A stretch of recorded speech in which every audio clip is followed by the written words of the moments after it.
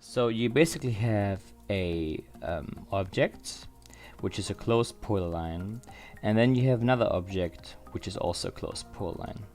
And when you move this object around, you're able to recenter, and those like lines stick out of this object. So I want to walk you through this very simple script, which is like very manageable and useful in a very quick manner. So what we first gonna do, I will get in paint with this really quickly. We have the two polylines that are defined, the small one, the big one and the small one. And the small one has some points that are going anywhere, like to neighbor, like on all those things. And they basically spread out in every direction. And what we want is that in this area where those two things overlap, there will be a surface created which will be projected on. So this will be cut off here, here, here, here, and there. And the end result will be just this like a line that is between those 2 points.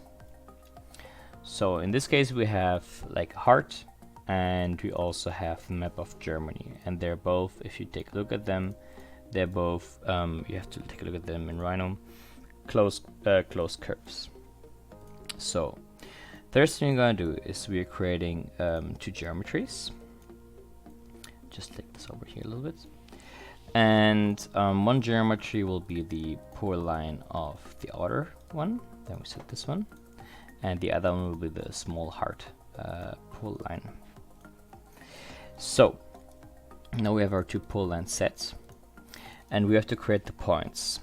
One way to do this is by dividing the curve in equal measure, and we use like also another numbers letter for that. So we see the points will be very different. Next thing we're gonna do is we are using the line tool, line STL.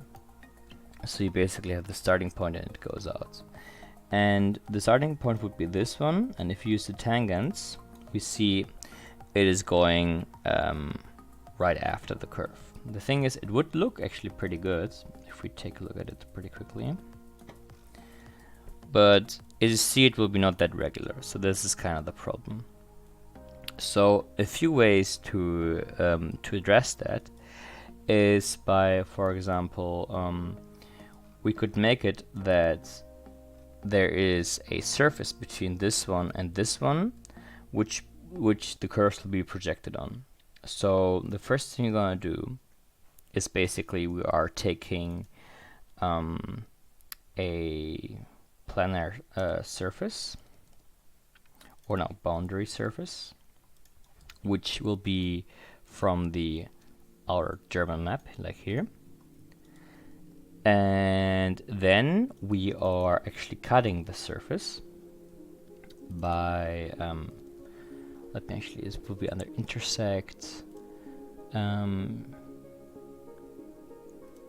intersect, physical, and surface split.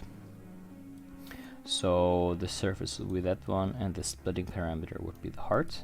And now there will be actually 3 surfaces in this case, and we have to list out the right one that we want to use. We have to like take this, and we will see which one that would be. We deactivate that.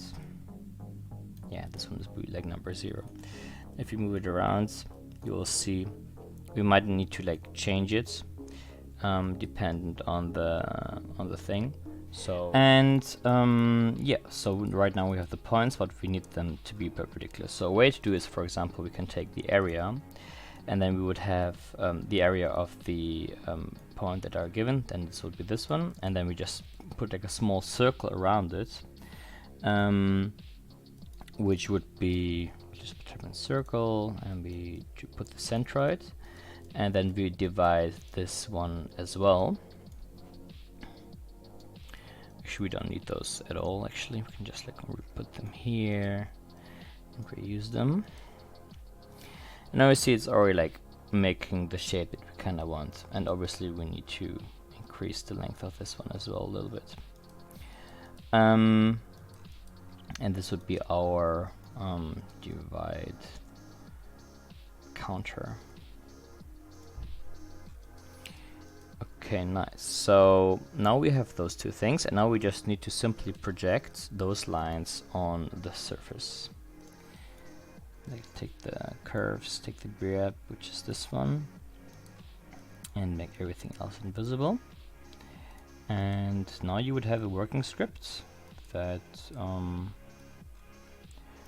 definitely works. Let's try to do line counter, and yeah, and you can just move them around and play with it until you have something that you want to like.